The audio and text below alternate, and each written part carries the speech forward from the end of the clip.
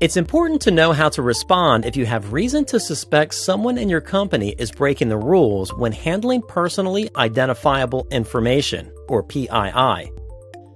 Any federal contractor or employee suspected of mishandling PII may face consequences, including regulatory penalties and fines, loss of federal contracts, and damage to reputation.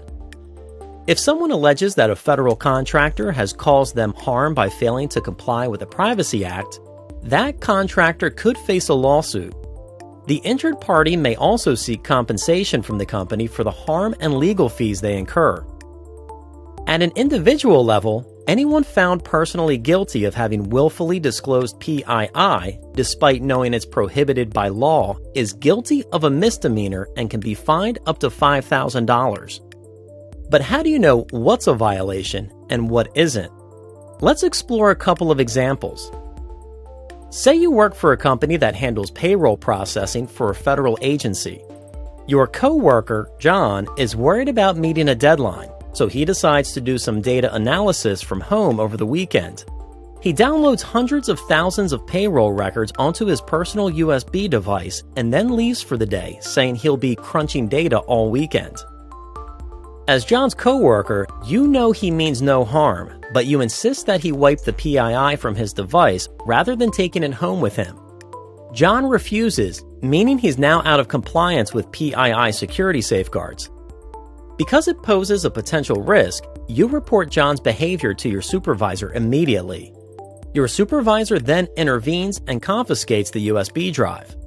Under the circumstances, John will face disciplinary action.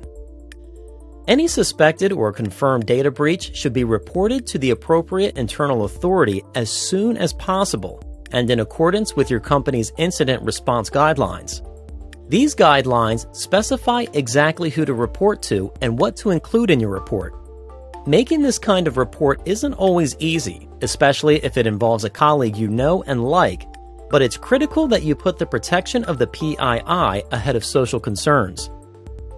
Now consider another example. A contractor processes millions of payments to the Department of Health and Human Services, or HHS.